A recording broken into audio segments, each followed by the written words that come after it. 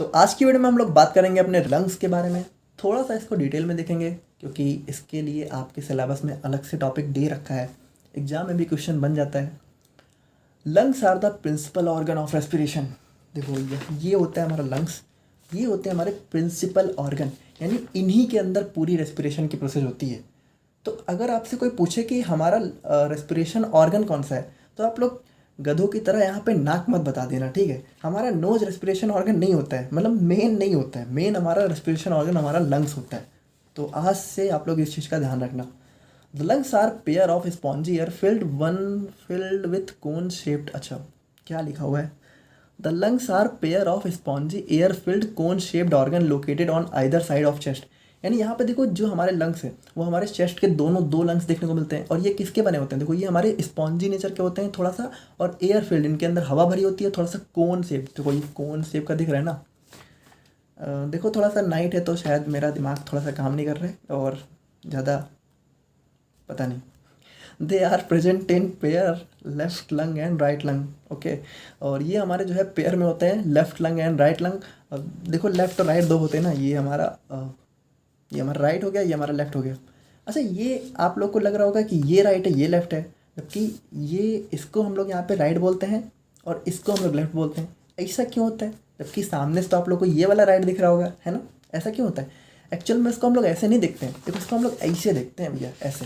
देखो ये आप लोग जो है इसको ऐसे आगे की तरफ से देखोगे तो ये देखो, ये हमारा हो गया, अब ये हमारा लेफ्ट में आ गया और ये हमारा राइट में आ गया। तो हम लोग इसको इस तरीके से देखते हैं, यानी हम लोग इसको देखते हैं कि सामने हमारा एक इंसान खड़ा हुआ है। देखो ये हमारा एक इंसान, काफ़ी अच्छा सा इंसान हमारा खड़ा हुआ है। तो तो ये इंसान है ना, तो इसको ऐसे देखो ना, इस इंसान को तो ऐसे देखते हैं हम लोग, समझ गए ना। हाँ ठीक है। The lungs are covered by a double membrane known as pleural membrane. अब यहाँ पे देखना, ये जो लंग्स है ना हमारा, ये तो ये जो लंग्स है ना, इसके रुको, ये जो लंग्स है तो इसके पास ना हमें डबल लेयर, देखो यहाँ पे हमें जो है एक डबल लेयर देखने को मिलती है, समझ रहे हो? Double layer. देखो एक होती है ये वाली हो गई आउटर, ये वाली हो गई इनर, और दोनों को हम लोग यहाँ पे बोलते हैं प्लूरल मेम्ब्रेन। अब देखो दोनों का नाम डेफिनेटली अलग होता है, क्या नाम होता है वो भी देख रहे हैं। तो दोनों को हम लोग बोलते हैं प्लूरल मेम्ब्रेन। आउटर वाली यानी देखो ये जो बाहर वाली है, इसका नाम होता है हमारा पैराइटल प्लूरा, और इनर वाली का नाम होता है हमारा विसरल प्लूरा, यानी इस वाली का विसरल। और इन दोनों के बीच में जो फ्लूइड होता है, देखो इसके बीच में स्पेस है, इसके बीच में होता है फ्लूइड, इसको हम लोग क्या बोलते हैं? इसको हम लोग बोलते हैं प्लूरल फ्लूइड। काफ़ी सिंपल है, प्लूरा आप लोग को याद रखना है, बाकी सिंपल है। The left lung is slightly smaller than right lung. अच्छा ये देखो ना, काफ़ी इंपॉर्टेंट चीज़ होती है। देखो ये जो हमारा लेफ्ट वाला लंग होता है, ये वाला, ठीक है, ये हमारा इससे स्मॉल होता है। यानी कि ये वाला हमारा जो राइट वाला है, देखो राइट हम लोग उसको बोलते हैं, क्यों बोलते हैं वो देख लिया। ये वाला बड़ा होता है इसके मुकाबले। ऐसा होता क्यों है पता है? ऐसा इसलिए होता है, देखो ये थोड़ा सा अंदर की तरफ धंसा हुआ है, तो ऐसा नहीं है कि मैंने डिज़ाइन बनाने के लिए बना दिया है, एक्चुअल में थोड़ा ऐसा होता ही है। ऐसा क्यों होता है? ऐसा इसलिए होता है क्योंकि यहाँ पे हमें देखने को मिलता है हमारा हार्ट, और ये हार्ट क्या करता है, ये इस वाले लंग्स को थोड़ा सा दबा देता है, जिसकी वजह से इसका साइज हमारा इसके मुकाबले थोड़ा सा छोटा देखने को मिल जाता है।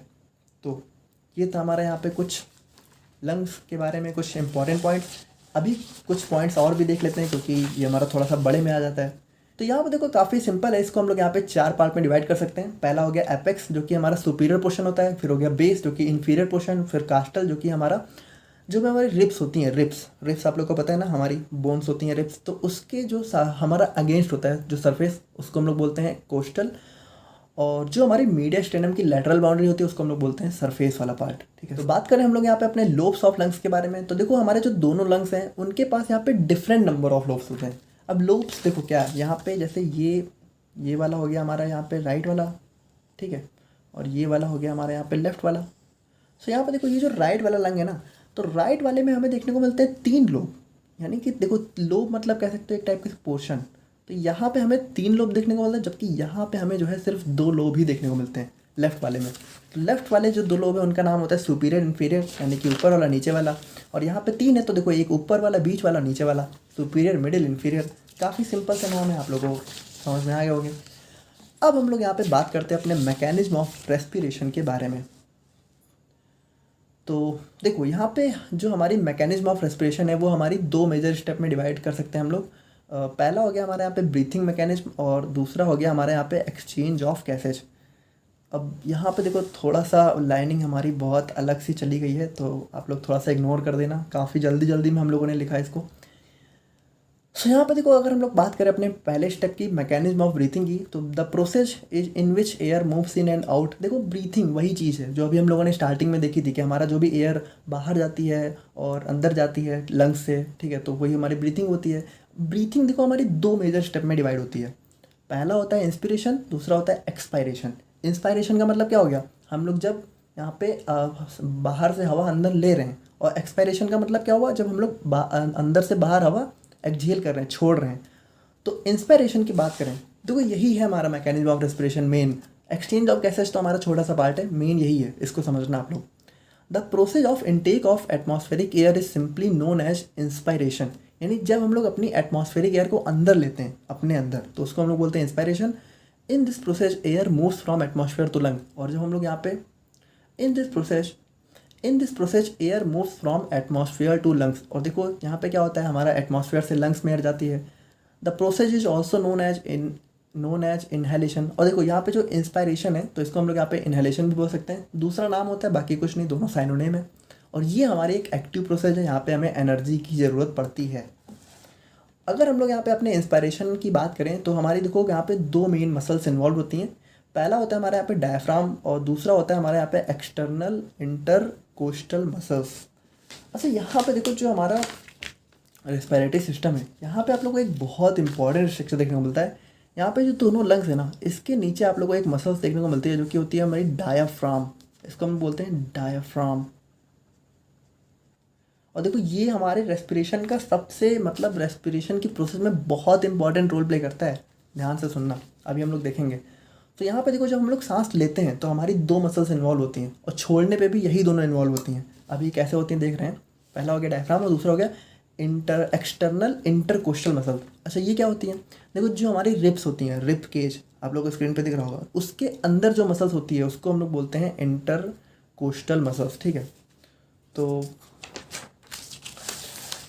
बात करें हम लोग यहाँ पे इंस्पायरेशन मैकेनिज्म के बारे में, देखो वैसे तो हम लोगों ने इसको काफ़ी सिंपल और शॉर्ट में लिख दिया है, क्योंकि देखो वैसे आप लोग का एग्ज़ाम आ ही चुका है, तो अगर हम लोग ज़्यादा कॉम्प्लेक्स में जाते तो आप लोगों को समझ में चीज़ें आती ना, और लास्ट टाइम पे इतनी ज़्यादा इन्फॉर्मेशन कैरी करना मुश्किल हो जाता है। तो हम लोगों ने इसको काफ़ी सिंपली लिख दिया है, बट होता ये बहुत डिटेल में, ठीक है, मतलब इसके अंदर काफ़ी सारे चीज़ें होती हैं, बट आप लोग सिंपली समझो। हमारी इंस्पायरेशन में बहुत, देखो ये काफ़ी सिंपल सा फ्लो चार्ट है, 4 लाइन का, आप लोग याद कर लो, बिल्कुल इसी तरह एग्जाम में लिख के आ जाना, नंबर वगैरह बिल्कुल भी नहीं घटेंगे। इंस्पायरेशन मैकेनिज्म की बात करें तो हमारा सबसे पहला होता है कॉन्ट्रैक्शन ऑफ डायफ्राम मसल्स। यानी देखो जब हम लोग यहाँ पे सांस लेते हैं तो होता क्या है, सबसे पहले जो डायफ्राम मसल है ये हमारी थोड़ी सी कॉन्ट्रैक्ट हो जाती है, यानी ये हमारी थोड़ी सी जो है कुछ इस टाइप से हो जाती है, और ये थोड़ा सा क्या होता है, ये थोड़ा सा नीचे आ जाती है, जिसकी वजह से होता क्या है, देखो जब ये कॉन्ट्रैक्ट होती है तो इसके कॉन्ट्रैक्ट होने की वजह से होता क्या है, enlargement of thoracic cavity. Thoracic cavity क्या होता है, जो भी हमारा यहाँ पे थोरासिक केज होता है, जो भी हमारा रिब केज होता है, उसी को हम लोग यहाँ पे थोरासिक कैविटी बोल सकते हैं। तो यहाँ पे होता क्या है, देखो जब हम लोग यहाँ पे सांस लेते हैं, ठीक है, हवा को इनहेल करते हैं, तो सबसे पहले डायफ्राम कॉन्टैक्ट होता है, उसकी वजह से जो थोरासिक कैविटी है ये बढ़ जाती है। देखो इसको थोड़ा सा समझना तभी समझ में आएगा। देखो ये होती है हमारी कुछ इस तरीके से थोरासिक कैविटी, ठीक है, इस तरीके से। अब होता क्या है कि जैसे कि मान लो ये हमारी नॉर्मल शेप में है, तो जब हम लोगों ने सांस ली ना तो ये थोड़ा सा बढ़ जाती है, यानी कि थोड़ा सा बड़ी हो जाती है, समझ रहे हो, ये थोड़ा सा इनलार्ज हो जाती है। अब जब ये इनलार्ज होती है तो होता क्या है, देखो ये होती इनलार्ज क्यों है, डायफ्राम के कांटेक्ट होने की वजह से। और जब डायफ्राम कांटेक्ट हुआ, ये इनलार्ज हुई, तो हुआ क्या, अच्छा देखो जो चीज़ जितनी छोटी है, इसको बिल्कुल आप लोग समझ सकते हो कि जब ये छोटी सी है, यानी कि जब ये नॉर्मल शेप में है, तो इसके अंदर जो प्रेशर है, चलो वो मान लेते कुछ भी प्रेशर रहा हो, वो हमारा एक नॉर्मल प्रेशर है। अच्छा जब ये थोड़ी सी बड़ी हो गई तो इसके अंदर का जो प्रेशर है वो बताओ कम होगा कि ज़्यादा होगा, आप बताओ। जैसे मान लो हम लोगों ने किसी चीज़ को बहुत प्रेशर से दबा रखा है, अब अगर हम लोग थोड़ा सा उसको यहाँ पे खुला छोड़ दें, देखो यहाँ पे ये क्या हुआ, ये थोड़ा सा आप कह सकते हो ओपन हो गई ना, तो यहाँ पे प्रेशर बढ़ेगा कि कम होगा, यहाँ पे प्रेशर जाएगा लो, यहाँ पे प्रेशर कम होगा, ध्यान रखना, ठीक है। क्योंकि ये अगर मान लो इसको हम लोग कॉन्ट्रैक्ट करवा देते, अगर ये रिब हमारी और सिकुड़ जाती तो प्रेशर हमारा बढ़ जाता, बट चूंकि ये थोड़ा सा हमारी बढ़ गई हैं तो यहाँ पे क्या हुआ, प्रेशर हमारा घट गया। अच्छा जब हमारा यहाँ पे प्रेशर घट गया तो हुआ क्या, अब देखो जैसे एक होता है हमारा इन्वायरमेंट, ठीक है। और एक हो गया हमारे यहाँ पे, देखो ये इन्वायरमेंट का प्रेशर हो गया, और ये हो गया हमारे यहाँ पे इंटरनल प्रेशर मान लेते हैं। अब यहाँ पे देखो हुआ क्या, इंटरनल प्रेशर हमारा कर गया डिक्रीज, और इन्वायरमेंट का प्रेशर तो अभी भी नॉर्मल है, तो अब क्या हुआ, इसके मुकाबले इसका प्रेशर कम हो गया। और देखो यहाँ पे क्या हुआ, प्रेशर का हो गया डिफरेंस, कैसा, हाई टू लो। और यहाँ पे सिंपली हुआ क्या, ये जो हमारी एयर थी जिसको हम लोगों ने इनहेल किया, तो ये सिंपली हमारे हाई टू लो, देखो ये बिल्कुल डिफ्यूजन मैकेनिज्म के थ्रू, बिल्कुल सिंपल डिफ्यूजन, हमारा हाई कह सकते हो, हाई प्रेशर से लो प्रेशर की तरफ एयर हमारी क्या हुई, हमारी इनहेल हो गई। यानी सिंपली जो एयर है वो हमारे लंग्स के अंदर सिंपली इंटर हो गई, यानी डिक्रीज, जिसकी देखो जब हमारी थोरासिक कैविटी इनलार्ज हुई तो हमारा क्या हुआ, pressure inside thoracic cavity decrease हो गया, जिसकी वजह से हमारा जो लंग्स है उसके अंदर हमारी एयर फिल हो गई। देखो लंग्स हमारा इसी थोरासिक कैविटी के अंदर ही रहता है। तो और उसके बाद हम लोग बात करें अपने एक्सपायरेशन की, तो यहाँ पे क्या होता है, the process in which the air moves from lungs to the atmosphere is known as expiration, it is also known as exhalation. और देखो वही चीज़ है कि यहाँ पे क्या होता है, हम लोग हवा को छोड़ते हैं और इसको हम लोग एक्सहेलेशन भी बोलते हैं, और ये हमारी एक पैसिव प्रोसेस है। यहाँ पे हमें कोई भी एनर्जी की रिक्वायरमेंट नहीं होती, ये अपने आप हो जाती है। अब एक्सपायरेशन मैकेनिज्म की बात करें तो यहाँ पे देखो जस्ट आप लोग को इंस्पायरेशन का उल्टा रखना है। देखो वहाँ पे डायफ्राम मसल्स कॉन्ट्रैक्ट हुई थी, यहाँ पे फिर से रिलैक्स होंगी, यानी फिर से जो नॉर्मल पोजीशन पे आ जाएंगी। जब ये नॉर्मल आएंगी तो क्या होगा, ये जो हमारा थोरासिक कैविटी बढ़ गई थी, इनलार्ज हुई थी, उसका वॉल्यूम डिक्रीज करेगा, फिर से नॉर्मल आ जाएगा। अच्छा जब वॉल्यूम डिक्रीज करेगा तो यहाँ पे क्या होगा, जो प्रेशर कम हुआ था वो फिर से बढ़ेगा, यानी नॉर्मल पे आ जाएगा। और जब ये प्रेशर बढ़ेगा तो क्या हुआ, अब जब प्रेशर बढ़ रहा है तो अब हमारा क्या होगा, जो हमारा एक्सहेलेशन है, यानी कि जो हमारी एयर है वो हमारी बाहर चली जाएगी, यानी अब प्रेशर अंदर ज़्यादा हो गया, बाहर कम हो गया, और एयर हमारी हाई प्रेशर से लो प्रेशर की तरफ मूव कर जाएगी। तो ये काफ़ी सिंपल सा हमारा रेस्पिरेशन का मैकेनिज्म था। अब देखो यहाँ पे हमारा इसका जो है एक स्टेज 2 भी है, जो कि हमारा एक्सचेंज ऑफ गैसेज। देखो काफ़ी सिंपल है, the gases exchange occurs in alveoli, हमें पता है एल्वियोली में होता है। It depends upon pressure difference, अच्छा ये भी हमारा ब्लड और टिश्यू के प्रेशर डिफरेंस पर डिपेंड करता है। देखो ये सारे पॉइंट कुछ ऐसे है नहीं, आप लोग याद कर लेना। बाकी एक्सचेंज ऑफ गैसेज अगर हम लोग बात करें तो हमारा मेजरली जो है 3 स्टेप में देखने को मिलता है। पहला होता है ट्रांसपोर्ट ऑफ ऑक्सीजन, फिर होता है सेल्यूलर रेस्पिरेशन, फिर होता है ट्रांसपोर्ट ऑफ कार्बन डाइऑक्साइड। तो ट्रांसपोर्ट ऑफ O2 की बात करें तो जब भी देखो हमारा O2 यहाँ पे एल्वियोली से ब्लड में ट्रांसफ़र होता है तो ब्लड क्या करता है, तो ब्लड हमारा देखो यहाँ पे ऑक्सीजन को कैरी कौन करता है ब्लड के अंदर। अगर आप लोग को याद हो जब हम लोगों ने ब्लड वाला चैप्टर देखा था तो ऑक्सीजन को कैरी करने का काम हमारा हीमोग्लोबिन करता है। तो ब्लड के अंदर जो हीमोग्लोबिन है वो हमारे इस ऑक्सीजन को कैरी करता है और कहाँ लेके जाता है, हमारे सेल के पास। और उसके बाद क्या होती है, उसके बाद होती है सेल्यूलर रेस्पिरेशन। तो सेल्यूलर रेस्पिरेशन में क्या होता है, the O2 released by cell received by cell is further used for the process of cellular respiration in which cells uses O2 to break down the glucose into CO2 and energy should be produced. यानी यहाँ पे देखो क्या होता है, ये oxygen है जब ये सेल को मिलती है तो यहाँ पे यूज करता है हमारे किसके लिए, सेल्यूलर रेस्पिरेशन के लिए। यहाँ पे ग्लूकोज को ब्रेक करता है और यहाँ पे CO2 रिलीज करता है। और जब CO2 रिलीज करता है तो क्या होता है, now CO2 is a waste product, hence it is further transferred from cell to blood and then the blood to lungs and then finally exhaled out. तो इस तरीके से हमारी जो है, समझ गए होगे ना, यहाँ पे क्या है बता रहे हैं कि CO2 हमारा चला जाता है बाहर इसी तरीके से। तो ये हमारी होती है मैकेनिज्म ऑफ रेस्पिरेशन। देखो एक छोटा सा लेकिन काफ़ी अजीब सा टॉपिक आप लोग यहाँ पे देख लो जल्दी से, lungs volume and lungs capacity. देखो लंग्स वॉल्यूम क्या होता है, देखो जैसा इसका नाम है वॉल्यूम, वॉल्यूम मतलब लंग्स के अंदर का स्पेस होना है, ठीक है। तो lung volume are also known as respiratory volumes. It refers to the volume of gas in the lungs at a given time. देखो यहाँ पे लंग्स वॉल्यूम कुछ है नहीं, यहाँ पे हम लोग कुछ कंडीशंस देते हैं अलग अलग टाइप की, जैसे कि अभी इसका टाइप में देखेंगे। और उन कंडीशंस में हम लोग देखते हैं कि जो हमारा लंग है उसके अंदर कितनी जो हमारी गैस है उसका वॉल्यूम कितना है, यानी कितनी गैस हमारे लंग्स के अंदर भरी पड़ी है। पहला होता है टाइडल, फिर होता है इंस्पायरेटरी, फिर होता है एक्सपायरेटरी, फिर होता है रेसिडुअल। तो टाइडल वॉल्यूम की अगर बात करें तो देखो ये हमारा सबसे सिंपल होता है। It is simply defined as amount of air inhaled और exhaled during the normal breath. यानी देखो नॉर्मली कुछ नहीं, यहाँ पे कुछ एक्स्ट्रा कंडीशन नहीं है। हम लोग जैसे सांस ले रहे हैं नॉर्मल में, यहाँ पे हमारे साथ कुछ हुआ नहीं है। तो नॉर्मली जब हम लोग सांस लेते हैं और सांस छोड़ते हैं तो एक बार में हम लोग जो है 500 ml आप कह सकते हो कि हवा लेते हैं और 500 ml ही हवा हम लोग एक बार में रिलीज करते हैं, ठीक है। तो ये हमारा नॉर्मल इनहेल और एक्सहेल रेट होता है किसका, हमारे गैसेज का। गैसेज बोल सकते हो, हवा बोल सकते हो, जो आप लोग को सही लगे। उसके बाद हम लोग बात करें अपने इंस्पायरेटरी रिजर्व वॉल्यूम की, तो it is the maximum amount of air inhaled by a deep inspiration process. अच्छा ये देखो ये थोड़ा सा अलग चीज़ है, यहाँ पे ध्यान देना। देखो कभी कभी क्या होता है कि आप लोगों ने अगर आप लोगों ने कभी व्यायाम वगैरह किया हो, वो वाला एक होता है ना कि हमारा लंबी सी सांस अंदर लो और लंबी सी सांस बाहर छोड़ो, ठीक है। तो हम लोग क्या करते हैं, हम लोग बहुत लंबी सी सांस अंदर लेते हैं। देखो आप लोग ट्रायल करके देख सकते हो, हम लोग बहुत लंबी सी सांस लो, मतलब अपने फुल पोटेंशियल से आप लोग क्या करो कि सांस पूरा एकदम बाहर से जितना अंदर तक खींच सकते हो आप लोग खींचो। तो जब आप लोग अपनी फुल कैपेसिटी, यहाँ पे देखो, it is the maximum amount of air inhaled by a deep inspiration, यानी जब आप लोग बहुत डीप इंस्पायरेशन, बहुत लंबी सांस लेते हो, तो जितनी मतलब मैक्सिमम यानी जितनी लंबी आप लोग ले सकते हो, तो उतनी लंबी सांस लेने के बाद जितना एयर आपके लंग्स में पहुंच जाता है, उस चीज़ को हम लोग बोलते हैं इंस्पायरेटरी रिजर्व वॉल्यूम। और ये हमारा कितना होता है, 2500 से 3000 ml। यानी अगर आप लोग चाहो, वैसे नॉर्मली हमारा 500 ml हम लोग हवा लेते हैं, लेकिन अगर आप लोग फुल पोटेंशियल पे आ जाओ तो इतनी हवा आप लोग जो है अपने अंदर ले सकते हो। और एक्सपायरेटरी रिजर्व वॉल्यूम की बात करें तो देखो ये भी बिल्कुल सेम है।